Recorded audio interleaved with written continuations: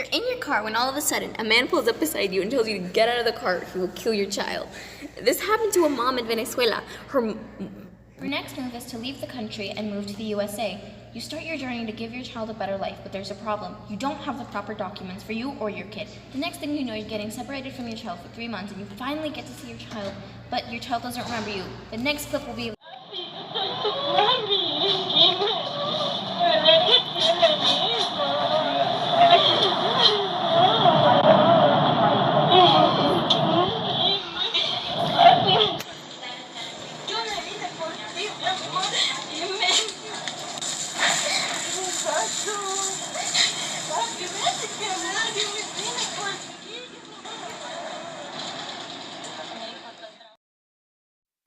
In biological dimension, a child can get many mental illnesses right off the bat out of that. They can get a bunch of development, fear, panic, and grief and sadness for loss. It is also very hard for later on for the child to recover from that, even though if they don't remember it, it may catch up onto them later in life. This also can lead to depression, helplessness, and hopelessness.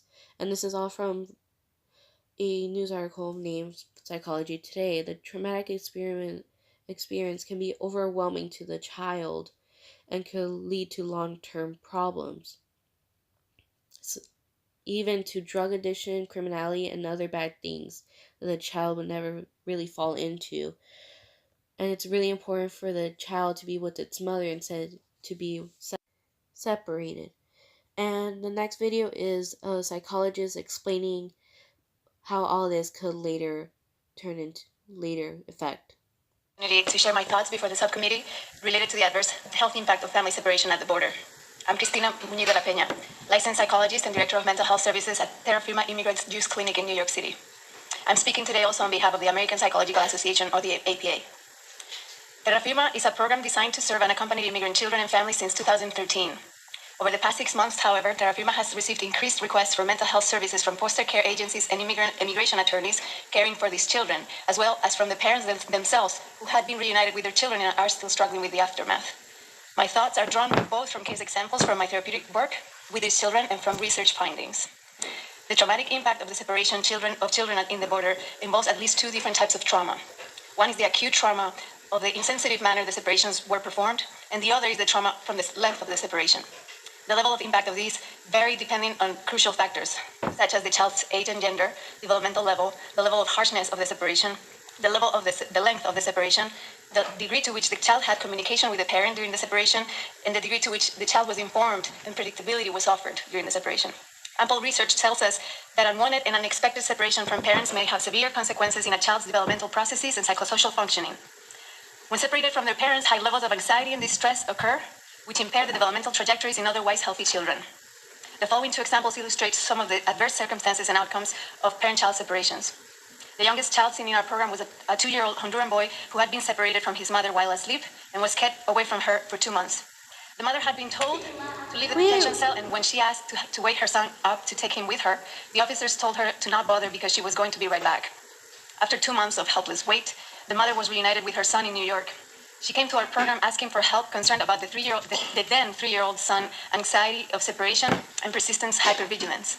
During the sessions, the boy clung to his mother with fearful demeanor and had great difficulty relaxing and letting go to initiate the normal exploring behavior of a child his age. Another 4-year-old Salvadorian boy I evaluated, who appeared highly pleasant, engaged, and animated at first, would suddenly turn quiet, stare off, and become emotionally flat following each question about his father and the separation. During these episodes, the child appeared to struggle to return his attention to the present moment and re-engaged in conversation and play.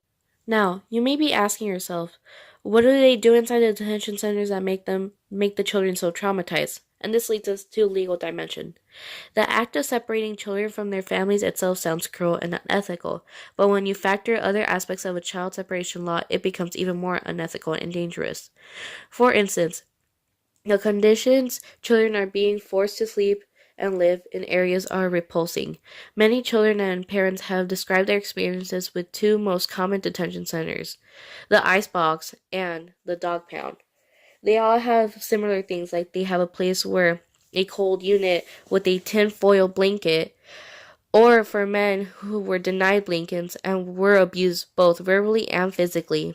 They were taunted by guards, kicked, and some guards even forced girls to strip naked before showering them and leering at them.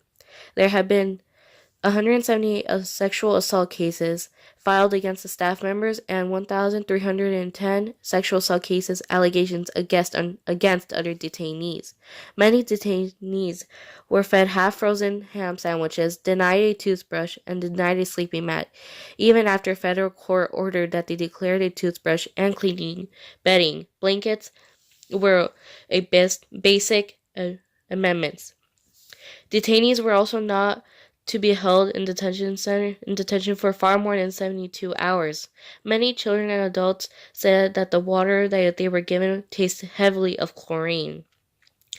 Child separation at the border started off as a zero-tolerance law, but was eventually stopped after the major backlash from the public and protesters.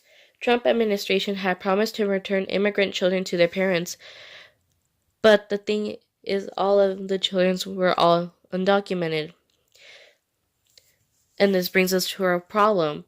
Some parents could never find their children again because they were undocumented and not put into the system correctly. This also separating children from their parents could see parents as unfit and is unclear of what an unfit parent is to our government. A man named Helado Minanaro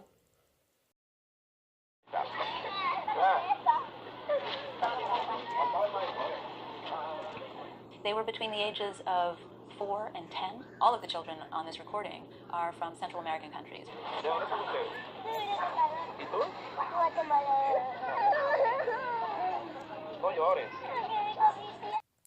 And it's not only just average citizens. Pop icons, news, media, music, and entertainers have taken side of this. Most of the feedback and commentary is against it. From Laura Bush to the Late Night Show, they're all on the same page saying that they should return the children to each parent that they came from. Laura Bush said on Twitter, "I live in a border state. I appreciate the need to enforce to protect our international boundaries, but this zero-tolerance law is cruel and it's immoral. It breaks my heart." And then you have J.K. Rowling saying, "The issue is not whether the child's nappy is being changed or whether it's being fed. The trauma occurs when the child is separated from his primary caregiver. There is a wealth of evidence to show that the trauma does to the children." And this was relating to what Keachton Nelson said, saying that minors are being taken care of and to not believe the press. And it's not saying people in the U.S. have commentary about this, but most likely internationally. As you can see, people do have a say, and most of them agreeing that it's a zero-tolerance policy is wrong and it should be banned. But some disagree, saying what's being done is right. This all relates to our gate icons, which are motive, impact, judgment, and multiple perspectives.